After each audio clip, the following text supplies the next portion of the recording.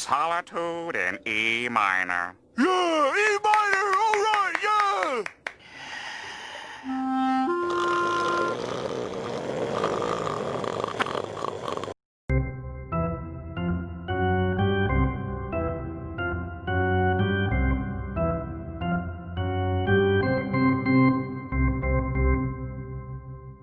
Hello everyone, thank you for tuning in to another video today.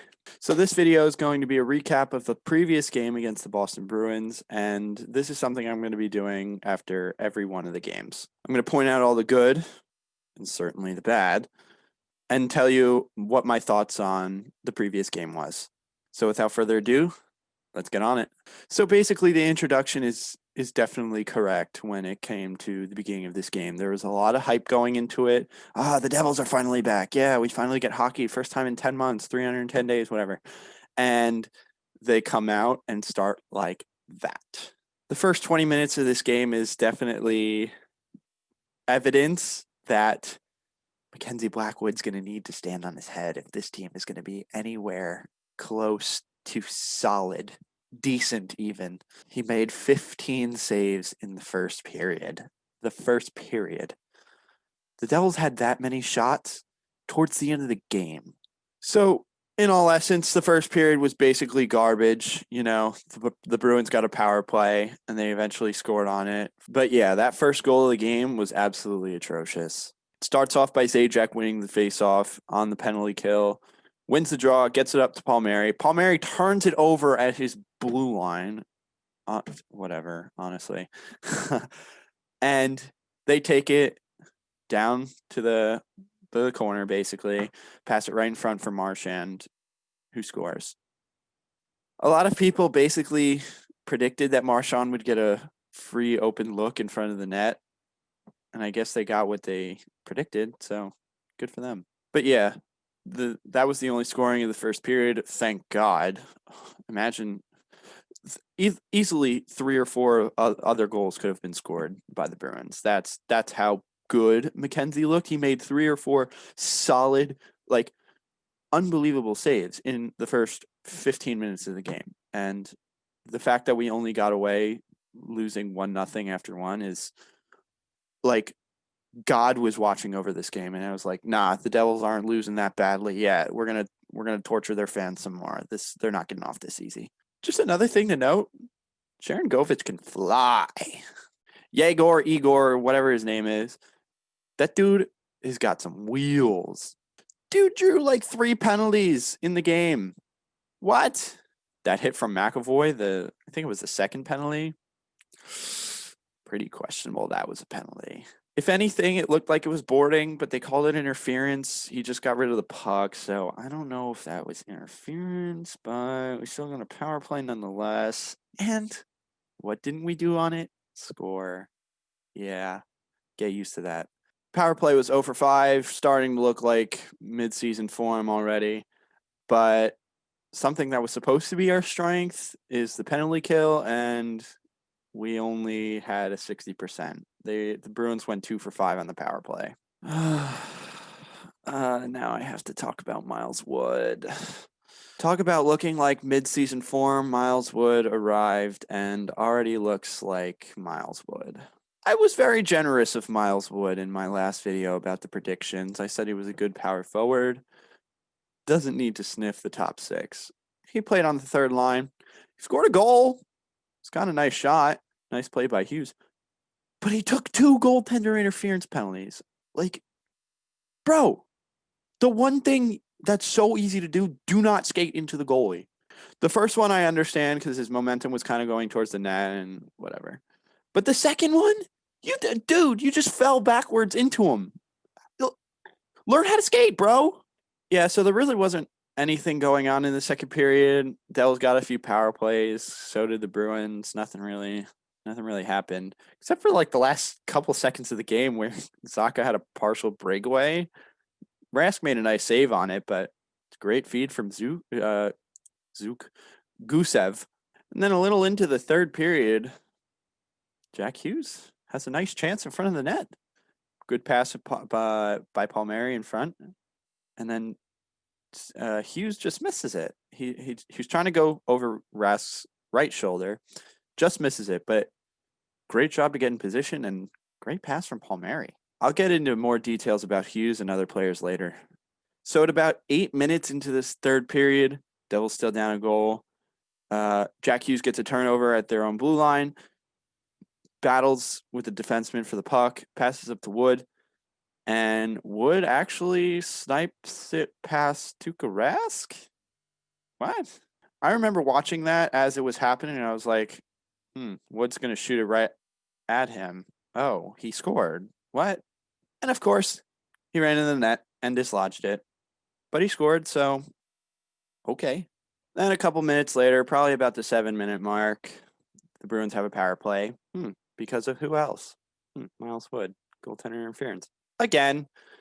And they're snapping around on the power play, because that's what teams do against the Devils. And finds Nick Ritchie in front, and they take the lead with 7 minutes to go. Yes, we can blame Miles Wood all we want for this dumb penalty, but the penalty kill just didn't look like it was doing anything.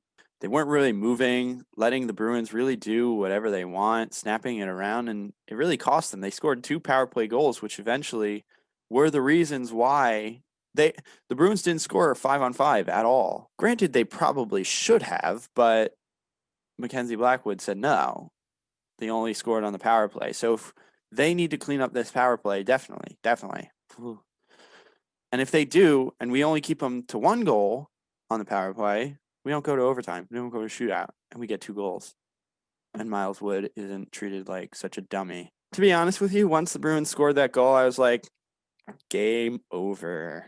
Because, come on, it took the Devils till the third period to score a goal. They weren't really doing anything. Granted, they were getting better as the game went on, but they weren't really generating that much offense. I mean, they had a couple of shifts within the Bruins zone that were kind of doing something offensively, but nothing really, not really any dangerous scoring chances.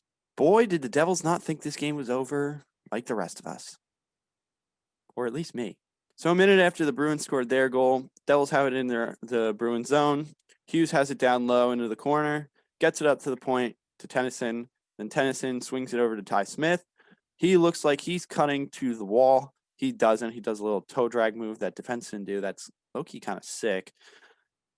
Tries to fake out the defender, kind of does, gets the shot off, hits 30 people in front of the net and just bounces in.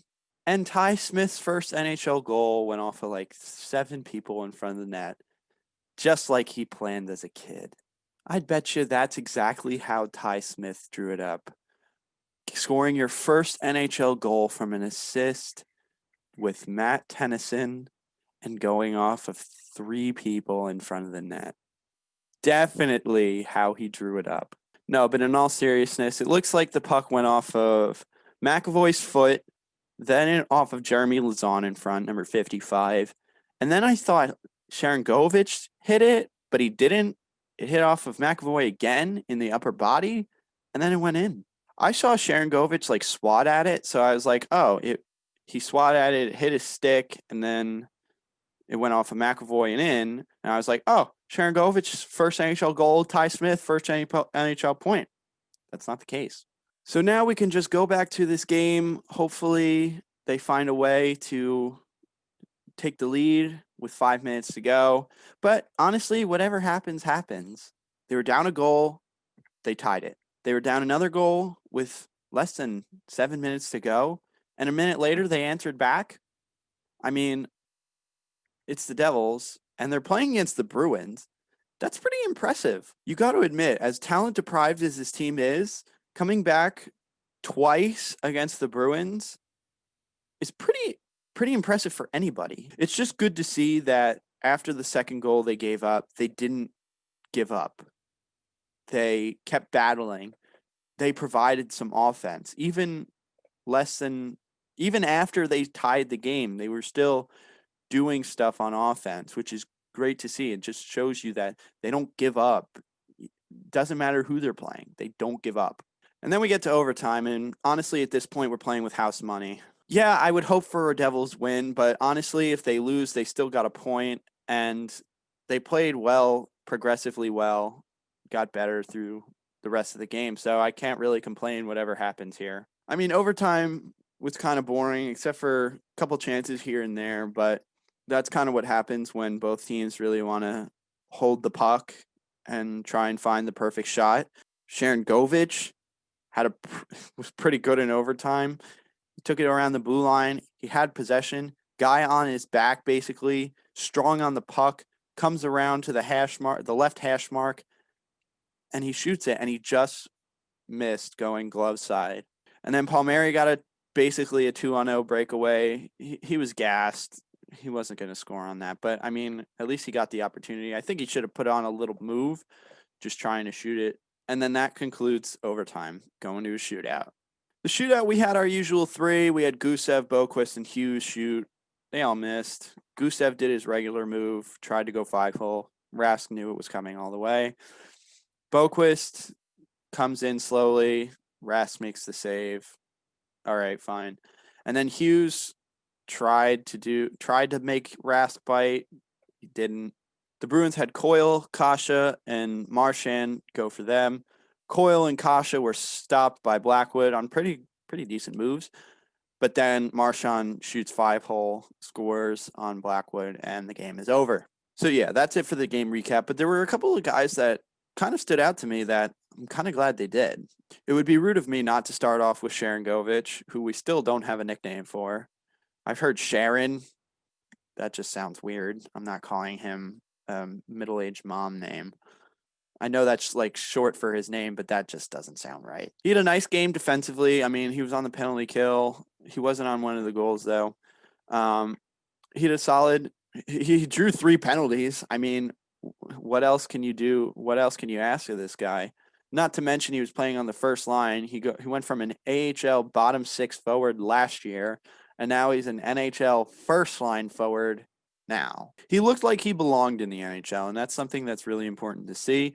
I mean, whether he plays on the first line or plays with Hughes and Palmieri going forward is yet to be seen when Bratt and Hischier come back.